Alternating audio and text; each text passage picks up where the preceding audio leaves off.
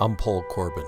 My motorcycle trip across Europe started in Zurich, Switzerland, at a motorcycle shop to choose the ride of my choice. I chose a brand new 900RR Fireblade. It was a great choice. It was fast, agile, and as smooth as silk. The month-long trip included breakfast and dinner at the best hotels I've ever seen. Luggage was trucked to each hotel and was there when I arrived each evening.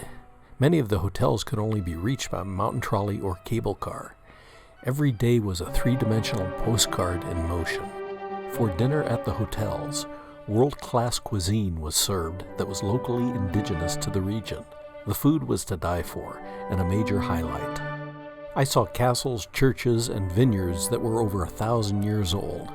I rode through permanent glaciers and hit 175 miles per hour on the Autobahn. Surprisingly, I was actually passed by a Lamborghini Countach while going that speed. I went to a concert in Salzburg at Mozart's castle during the festival, stayed at the hotel where the movie Heidi was filmed. I toured Florence, Rome, Portofino, too many villages and cities to name. Many of the Swiss villages had town ordinances requiring cows with bells around their necks and flower boxes with fresh flowers below the windows of the homes. I met a couple of guys on Aprilia motorcycles on the Autostrade near Milan, Italy. They showed me an alternate route that was very scenic. It overlooked a valley with a collection of small vineyards. Only the locals knew of this route. For the most part, the roads were well maintained and very smooth. The people were friendly and many were multilingual and spoke English well. English has become an international language. Unlike the US, the cultures and traditions of Europe are thousands of years old. I noticed the countries don't suddenly change at the borders, but change gradually and are a hybrid of language and culture near the borders. At our hotel in Baden-Baden, they were having the Miss Germany contest. There were beautiful women everywhere, and I had the privilege of serenading them with my electric violin from the balcony of my hotel suite. Sailing through the French, Italian, German, Austrian, and Swiss Alps, I noticed subtle differences in the scenery, the weather, the road quality, and the friendliness of the people. The Italians were definitely the friendliest. However, Switzerland was my favorite place.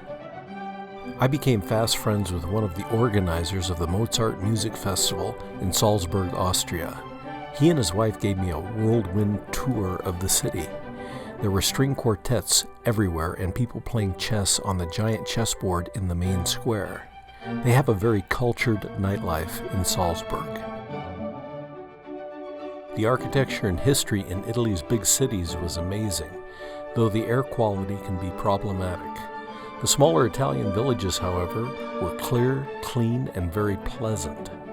And did I mention the Italians are friendly and very welcoming? I'd heard the French were rude, but instead I found them slightly aloof but generally friendly. The mom-and-pop bistros and vineyards nestled in the rolling hills of France were very much a highlight of the trip. The multitude of amazing experiences are too numerous to share here. Suffice to say, the tour organizers went out of their way to help make the journey extremely memorable. So sadly, it was finally over.